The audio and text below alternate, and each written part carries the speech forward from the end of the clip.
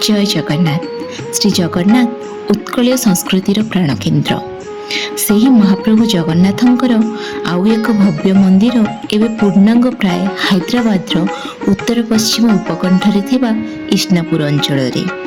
ଆମର ସେ ପରମ ଆରାଧ୍ୟ ମହାପ୍ରଭୁଙ୍କ ଆଶୀର୍ବାଦ ତଥା ତାଙ୍କର ଅଗଣିତ ଭକ୍ତ ଏବଂ ଶ୍ରଦ୍ଧାଳୁମାନଙ୍କର ଅକୁଣ୍ଠ ସହଯୋଗରେ ପୂର୍ଣ୍ଣ ହେବାକୁ ଯାଉଛି ଆମ ସମସ୍ତଙ୍କର ଇସ୍ନାପୁର ଶ୍ରୀ ଜଗନ୍ନାଥ ମନ୍ଦିର।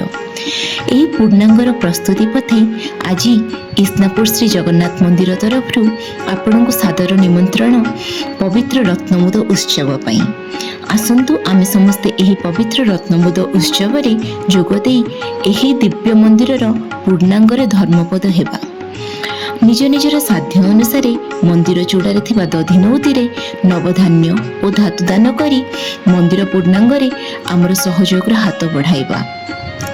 ଧାନ୍ୟ ଓ ଧାତୁ ମନ୍ଦିର ପାଖରେ ଉପଲବ୍ଧ କରାଯିବ। ଆସନ୍ତୁ ନିଜର ଆଉ ସବୁ ପରିଚୟ ଭୁଲି କେବଳ ଶ୍ରୀ ଜଗନ୍ନାଥଙ୍କ ସେବକ ଭାବେ ନିଜ ସପରିବାର ଓ ସବାନ୍ଧବେ ସାମିଲ ହେବା ଓ ଭବ୍ୟ ମନ୍ଦିରର ପୂର୍ଣ୍ଣାଙ୍ଗ ଓ ପ୍ରତିଷ୍ଠା ଅଭିଯାନରେ ଯୋଗ ଦେବା। ଅତ୍ୟନ୍ତ ଆନନ୍ଦର ବିଷୟ ହେଉଛି ଏ ରତ୍ନମୁଦ ଉତ୍ସବ ପାଳନ ହେବ ଏ ବର୍ଷ ଦେବସ୍ନାନ ପୂର୍ଣ୍ଣିମା ଦିନ, ତାହା 11 ଜୁନ ବୁଧବାର ଦିନ। ସ୍ନାନବେଦୀରେ ଚତୁର୍ଦ୍ଧ ମୂର୍ତ୍ତିଙ୍କ ଦର୍ଶନ କରିବା ସହ ଦଧିନଉତିଙ୍କ ପୂର୍ଣ୍ଣକୁମ୍ଭରେ କାର୍ଯ୍ୟକ୍ରମରେ ଯୋଗ ଦେବାର ସୌଭାଗ୍ୟ ମଧ୍ୟ ମିଳିବ।